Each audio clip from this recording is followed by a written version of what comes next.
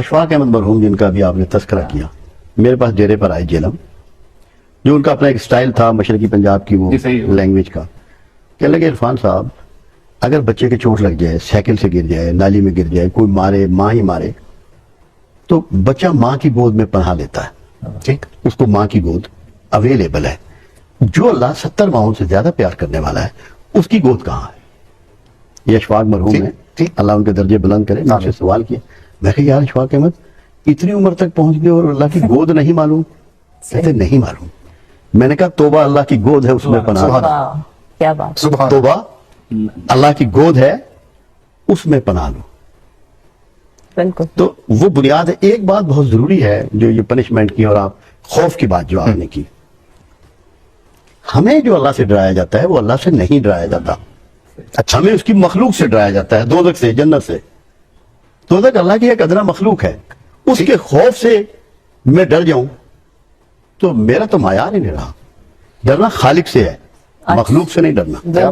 تو یہ بہت بڑی بنیاد ہے، اس پہ آپ سمجھیں۔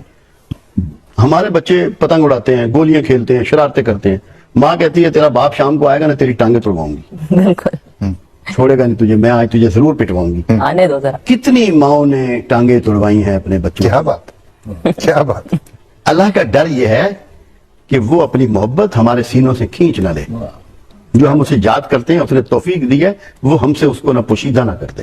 اللہ کی محبت یہ نہیں ہے کہ مجھے عذاب کرے گا، اللہ کہتا ہے ہمیں کیا پڑی ہے کہ تمہیں عذاب کرے گا۔ اور دیکھیں ہر چیز کا انٹروڈکشن ہوتا ہے، اللہ قہار بھی ہے، جبار بھی ہے، ساری کوالٹیز ہیں، انٹروڈکشن یہ نہیں ہے اس کا، اس کا انٹروڈکشن رحمان اور رحیم ہے، بالکل وہ اس کا انٹروڈکشن ہے، اور جو اس کا انٹروڈکشن ہے وہی انٹروڈکشن اس نے اپنے حبیب کو رحمت للعالمین کے درجے پہ پہنچا دیا۔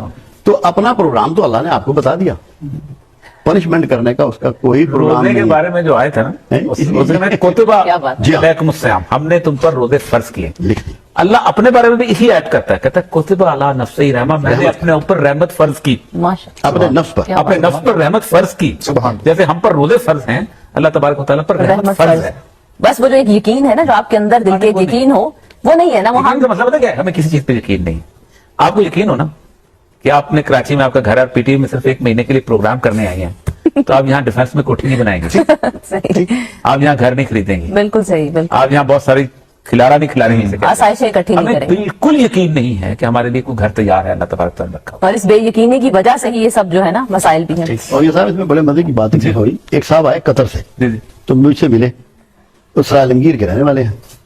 میں نے کہا بھائی قطر میں مکان بنایا، کہنا جی میں اتنے کو رہنا ہے، بجائے میں اس نے جواب دیا میں نے قطر میں کوئی رہنا ہے، صحیح، وہ میں نے کہا تجھے قطر میں نہ رہنے کا یقین ہے اور سرا عالمگیر میں رہنے کا یقین ہے۔ سبحان اللہ۔ بالکل اللہ کے بارے میں جو شیخ عبد القادر جیلانی رحمۃ اللہ علیہ نے ایک بات کہی ہے نا، وہ ہمارے یقین کے لیے، ہماری زندگیوں کو تبدیل کرنے کے لیے، مگر ہماری بدقسمتی ہے کہ ہم ان چیزوں پہ غور نہیں کرتے۔ آپ کا فرمان ہے کہ میرا اللہ تو وہ ہے، میرا اللہ تو وہ ہے جو کالی سیاہ رات میں کالے سیاہ پتھر پر رینگنے والی کالی کیڑی کی آواز کو بھی سنتا ہے اور اس کو دیکھتا بھی ہے۔ سبحان اللہ، سبحان بالکل ہمیں کتنا واچ کر رہا ہوگا اور ہم پہ کون کون سی شہادتیں کھڑی ہو رہی ہوں گی، ایک لمحہ فکریہ ہے۔